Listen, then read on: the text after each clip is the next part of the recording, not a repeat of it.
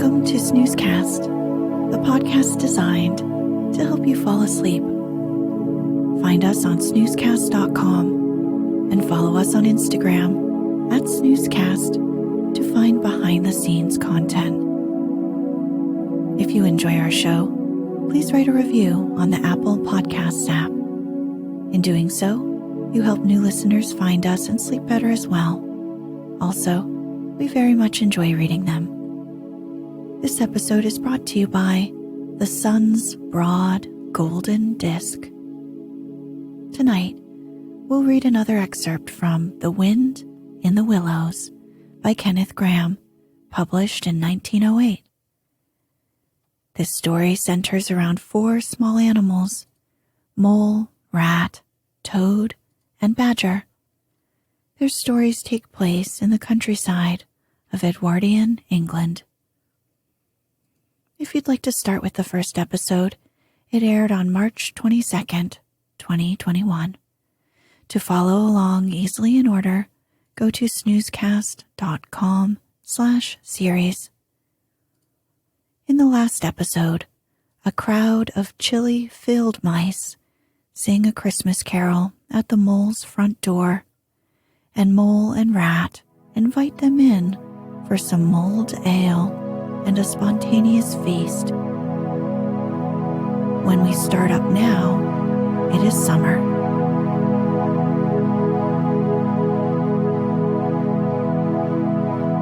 Let's get cozy. Close your eyes.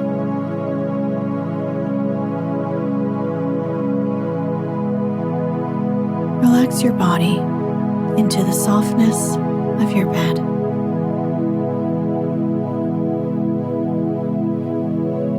Now, take a few deep breaths.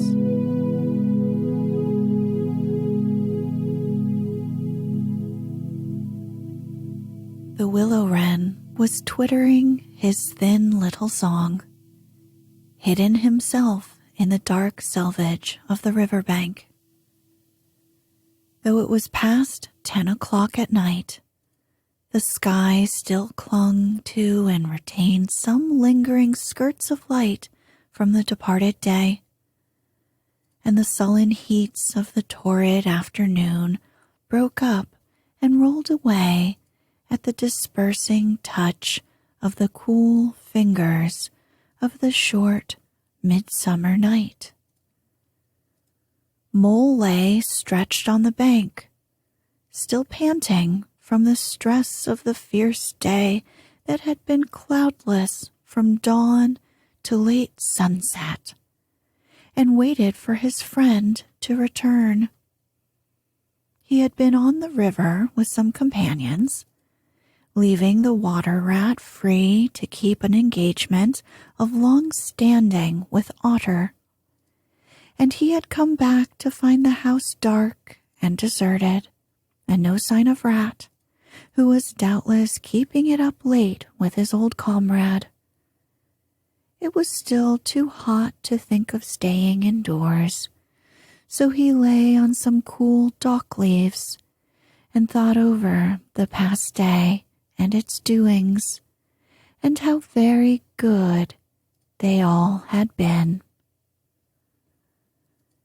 The rat's light footfall was presently heard approaching over the parched grass. "Oh, the blessed coolness," he said, and sat down, gazing thoughtfully into the river, silent and preoccupied. "You stayed to supper, of course," said the mole presently. "Simply had to," said the rat. "They wouldn't hear of my going before. You know how kind they always are. And they made things as jolly for me as ever they could, right up to the moment I left.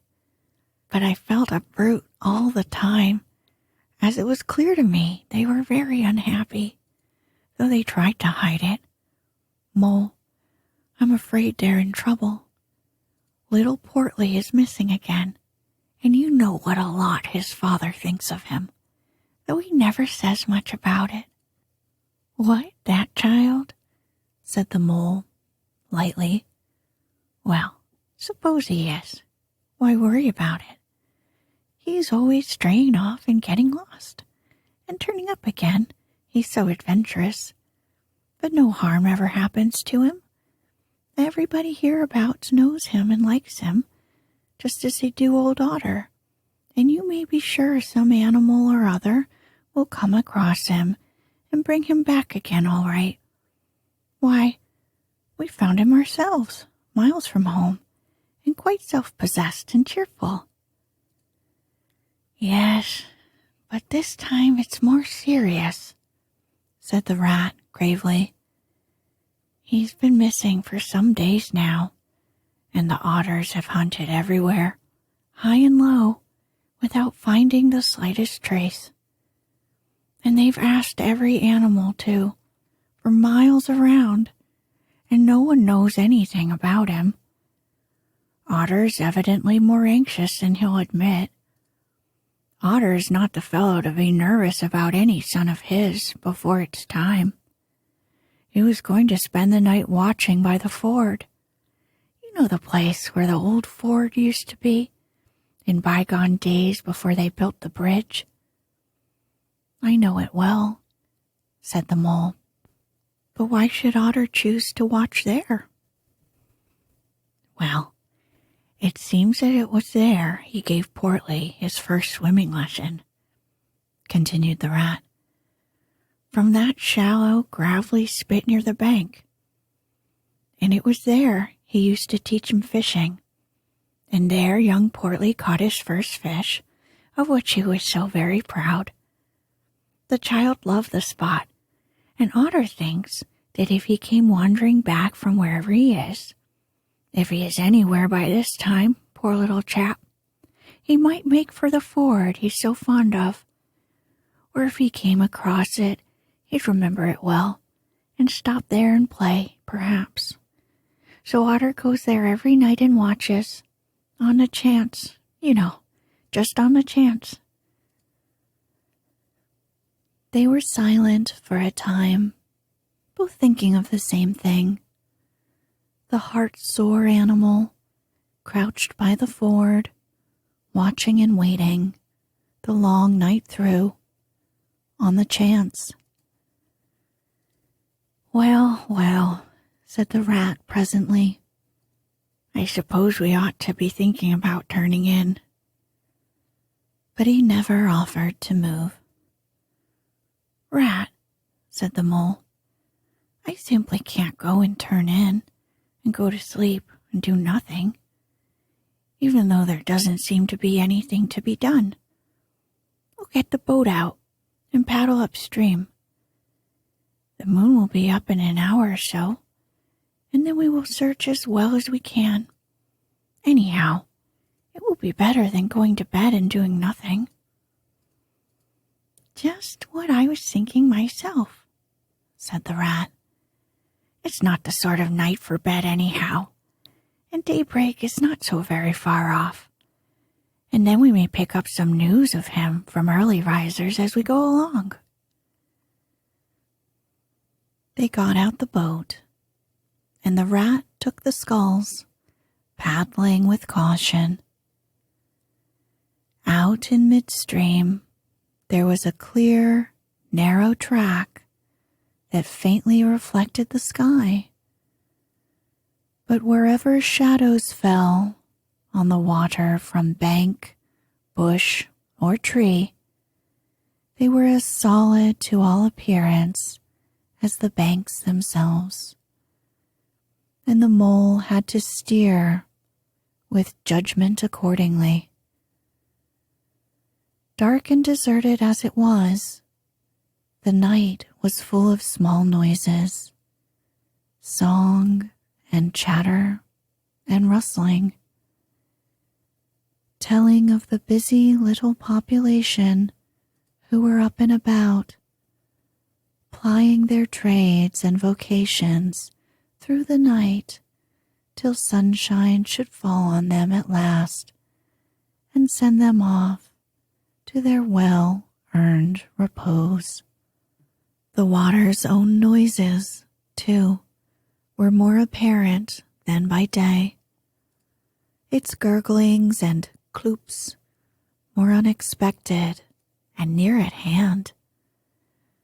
And constantly they started at what seemed a sudden clear call from an actual, articulate voice. The line of the horizon was clear and hard against the sky, and in one particular quarter it showed black against a silvery, climbing phosphorescence that grew and grew. At last, over the rim of the waiting earth, the moon lifted with slow majesty till it swung clear of the horizon and rode off, free of moorings, and once more they began to see surfaces, meadows widespread, and quiet gardens, and the river itself from bank to bank, all softly disclosed, all washed clean of mystery, all radiant against as by the day, by with a difference that was tremendous. Their old haunts greeted them again in other clothing, as if they had slipped away and put on this pure new apparel and come quietly back, smiling as they shyly waited to see if they would be recognized again under it.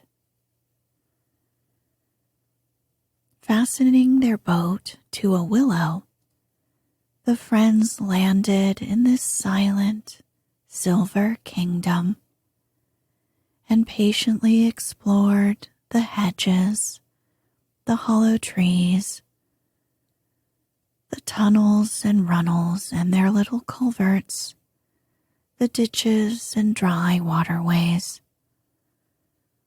Embarking again and crossing over, they worked their way up the stream in this manner, while the moon, serene and detached in a cloudless sky, did what she could, though so far off, to help them in their quest, till her hour came, and she sank earthwards reluctantly and left them, and mystery once more held field and river. Then a change began slowly to declare itself. The horizon became clearer. Field and tree came more into sight. And somehow, with a different look, the mystery began to drop away from them. A bird piped suddenly and was still, and a light breeze sprang up and set the reeds and bulrushes rustling. Rat, who was in the stern of the boat, while Mole sculled, sat up suddenly and listened with a passionate intentness. Mole, who with gentle strokes was just keeping the boat moving while he scanned the banks with care, looked at him with curiosity. "It's gone," sighed the rat, sinking back in his seat again. "So beautiful and strange and new. Since it was to end so soon, I almost wish I had never heard it, for it has roused a longing in me that is pain, and nothing seems worthwhile but just to hear that sound once more and go on listening to it forever." There it is again, he cried, alert once more. Entranced, he was silent for a long space, spellbound. Now it passes on, and I begin to lose it, he said presently. Oh, Mole, the beauty of it, the merry bubble and joy, the thin, clear, happy call of the distant piping. Such music I never dreamed of. And the call in it is stronger even than the music is sweet. Row on, Mole, row, for the music and the call must be for us. The Mole, greatly wondering, obeyed. I hear nothing myself, he said, but the wind playing in the reeds and rushes. The Rat never answered, if indeed he heard. Rapt, transported, trembling, he was possessed in all his senses by this new divine thing that caught up his helpless soul and swung and dandled it. A powerless but happy infant in a strong, sustaining grasp. In silence, Mole rowed steadily, and soon they came to a point where the river divided, a long backwater branching off to one side. With a slight movement of his head, Rat, who had long dropped the rudder lines, directed the rower to take the backwater. The creeping tide of light gained and gained, and now they could see the color of the flowers that gemmed the water's edge. Clearer and nearer still, cried the Rat joyously. Now you must surely hear it. Ah, at last I see you do. Breathless and transfixed, the Mole stopped rowing as the liquid run of that glad piping broke on him like a wave, caught him up, and possessed him utterly. He saw the tears on his comrade's cheeks and bowed his head and understood. For a space they hung there, brushed by the purple loosestrife that fringed the bank. Then the clear, imperious summons that marched hand in hand with the intoxicating melody imposed its will on Mole, and mechanically he bent to his oars again. And the light grew steadily stronger, but no birds sang, as they were wont to do at the approach of dawn. And but for the heavenly music, all was marvelously still. On either side of them, as they glided onwards, the rich meadow grass seemed that morning of a freshness and a greenness unsurpassable. Never had they noticed the roses so vivid, the willow herb so riotous, the meadow sweet so odorous and pervading.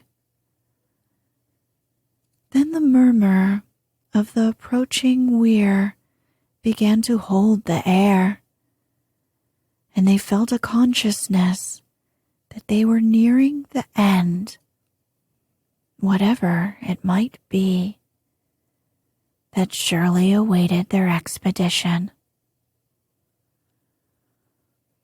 A wide half circle of foam and glinting lights and shining shoulders of green water. The great weir closed the backwater from bank to bank, troubled all the quiet surface with twirling eddies and floating foam streaks, and deadened all other sounds with its solemn and soothing rumble. In midmost of the stream, embraced in the weir's shimmering arm spread, a small island lay anchored, fringed close with willow and silver birch and alder, reserved, shy, but full of significance. It hid whatever it might hold behind a veil, keeping it till the hour should come, and with the hour, those who were called and chosen. Slowly, but with no doubt or hesitation whatever, and in something of a solemn expectancy, the two animals passed through the broken, tumultuous water and moored their boat at the flowery margin of the island. In silence they landed and pushed through the blossom and scented herbage and undergrowth that led up to the level ground, till they stood on a little lawn of a marvelous green, set round with nature's own orchard trees, crabapple, wild cherry, and plum. This is the place of my song dream, the place the music played to me, whispered the rat, as if in a trance. Here, in this holy place, here if anywhere, surely we shall find him. Then, suddenly the mole felt a great awe fall upon him, an awe that turned his muscles to water, bowed his head, and rooted his feet to the ground. It was no panic. Indeed, he felt wonderfully at peace and happy. But it was an awe that smote and held him, and without seeing, he knew it could only mean that some august presence was very, very near. With difficulty, he turned to look for his friend and saw him at his side, cowed, stricken, and trembling. And still there was utter silence in the populous bird-haunted branches around them, and still the light grew and grew. Perhaps he would never have dared to raise his eyes, but that, though the piping was now hushed, the call and the summons seemed still dominant and imperious. He might not refuse, once he had looked with mortal eye on things rightly kept hidden. Trembling, he obeyed and raised his humble head. And then, in that utter clearness of the imminent dawn, while nature, flushed with fullness of incredible color, seemed to hold her breath for the event, he looked in the very eyes of the friend and helper, saw the backward sweep of the curved horns gleaming in the growing daylight, saw the stern hooked nose between the kindly eyes that were looking down on them humorously, while the bearded mouth broke into a half smile at the corners, saw the rippling muscles on the arm that lay across the broad chest, the long supple hand still holding the panpipes only just fallen away from the parted lips, saw the splendid curves of the shaggy limbs disposed in majestic ease on the sward, saw, last of all, nestling between his very hooves, sleeping soundly in entire peace and contentment, the little, round, podgy, childish form of the baby otter.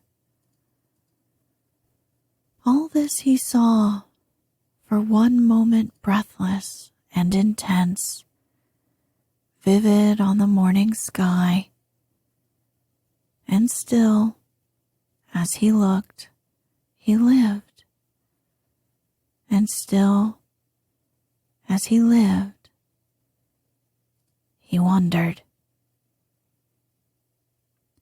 "Rat," he found breath to whisper, shaking. "Are you afraid?" "Afraid?" murmured the rat, his eyes shining with unutterable love. "Afraid? Of him? Oh, never, never. And yet, oh, Mole, I am afraid." Then the two animals, crouching to the earth, bowed their heads and did worship. Sudden and magnificent, the sun's broad golden disk showed itself over the horizon facing them, and the first rays, shooting across the level water meadows, took the animals full in the eyes and dazzled them. When they were able to look once more, the vision had vanished, and the air was full of the carol of birds that hailed the dawn.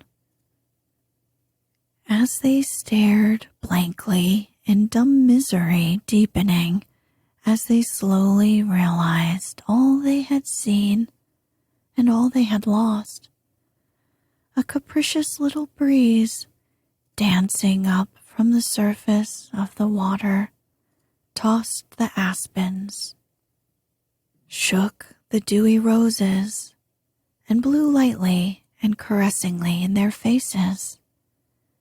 And with its soft touch came instant oblivion.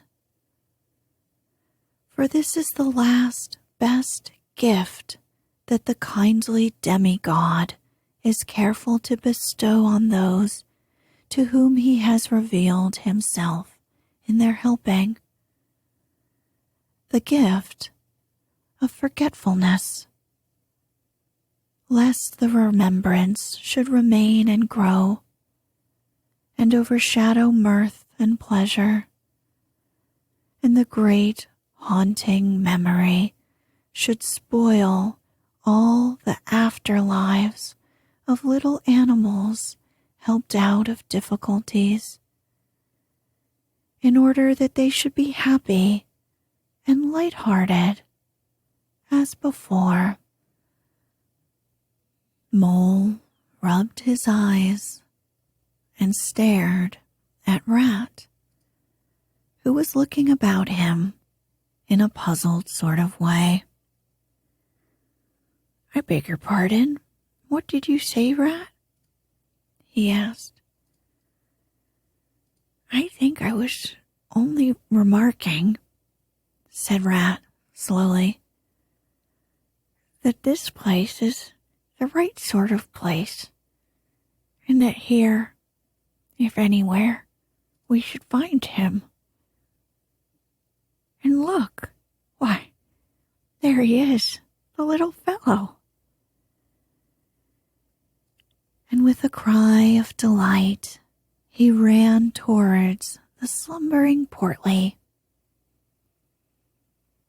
But Mole stood still a moment, held in thought, as one wakens suddenly from a beautiful dream, who struggles to recall it, and can recapture nothing but a dim sense of the beauty of it, the beauty, till that, too, fades away in its turn, and the dreamer bitterly accepts the hard, cold waking and all its penalties. So Mole, after struggling with his memory for a brief space, shook his head sadly and followed the Rat. Portly woke up with a joyous squeak and wriggled with pleasure at the sight of his father's friends, who had played with him so often in the past days.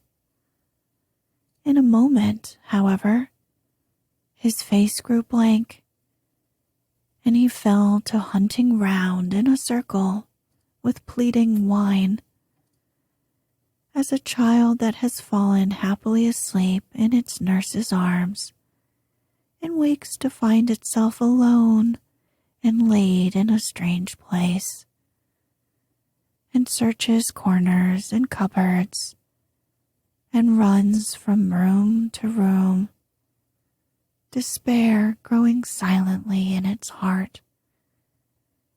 Even so Portly searched the island and searched, till at last the moment came for giving up. The Mole ran quickly to comfort the little animal, but Rat, lingering, looked long and doubtfully at certain hoof marks deep in the sand.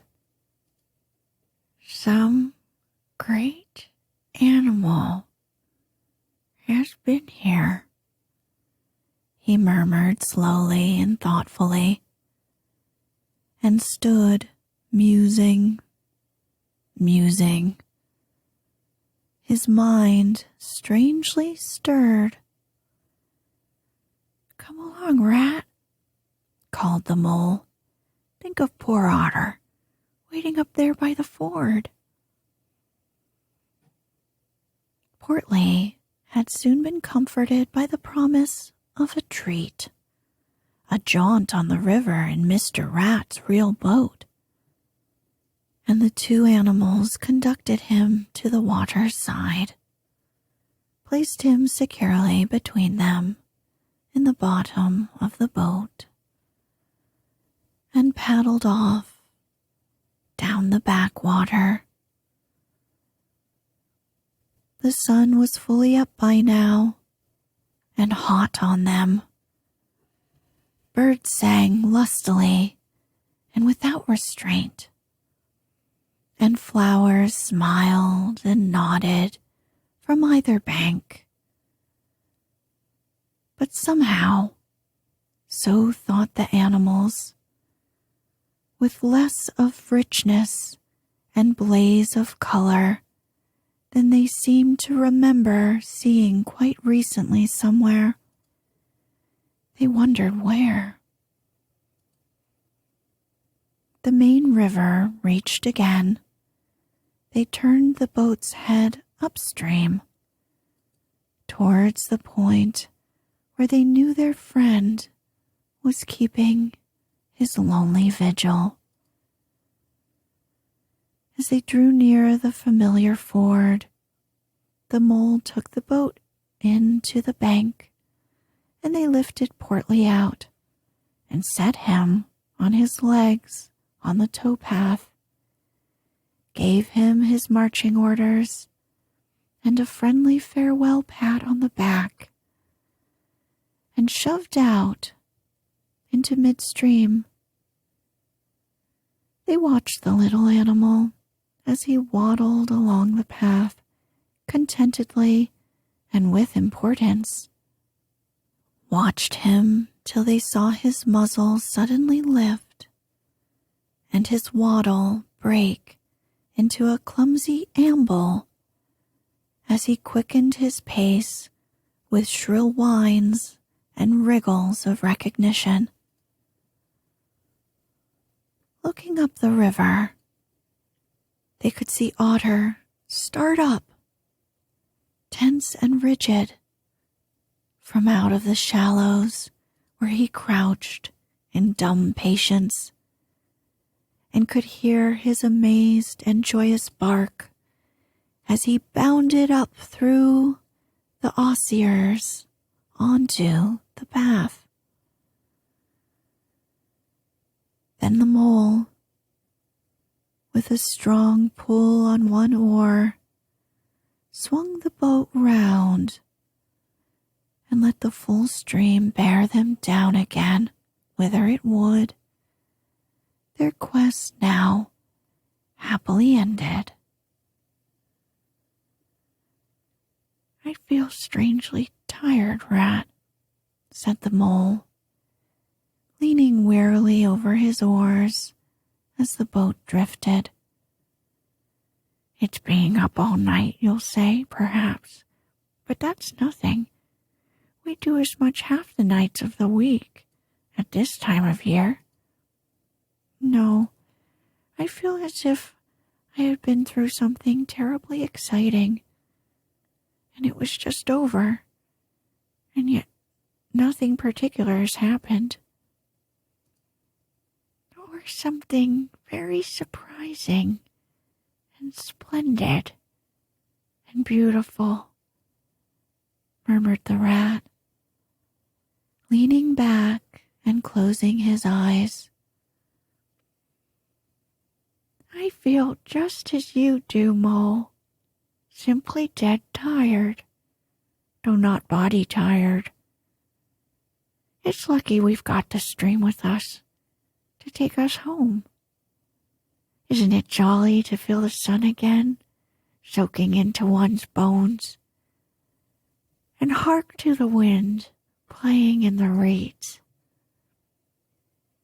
It's like music, faraway music," said the mole, nodding drowsily. "So I was thinking," murmured the rat, dreamful and languid. "Dance music, the lilting sort that runs on without a stop, but with words in it, too. It passes into words and out of them again. I catch them at intervals. Then it is dance music once more, and then nothing but the reeds' soft, thin whispering. You hear better than I, said the mole sadly. I cannot catch the words. Let me try and give you them, said the rat softly, his eyes closed still. Now it is turning to words again, faint but clear, lest the awe should dwell and turn your frolic to fret. You shall look on my power at the helping hour, but then you shall forget. Now the reeds take it up. Forget, forget, they sigh, and it dies away in a rustle and a whisper. Then the voice returns, lest limbs be reddened and rent, I spring the trap that is set. As I lose the snare, you may glimpse me there, for surely you shall forget. Row nearer, mole, nearer to the reeds. It's hard to catch and grows each minute fainter. Helper and healer, I cheer, small waifs in the woodland wet. Strays I find in it, wounds I bind in it, bidding them all forget. Nearer, mole, nearer. No, it's no good. The song has died away into reed talk. But what do the words mean? Asked the wondering mole. That I do not know, said the rat simply. I passed them on to you as they reached me. Ah, now they return again, and this time full and clear. This time, at last, it is the real, the unmistakable thing. Simple, passionate, perfect. Well, let's have it then, said the mole, after he had waited patiently for a few minutes, half dozing in the hot sun. But no answer came. He looked and understood the silence. With a smile of much happiness on his face, and something of a listening look still lingering there, the weary rat was fast asleep.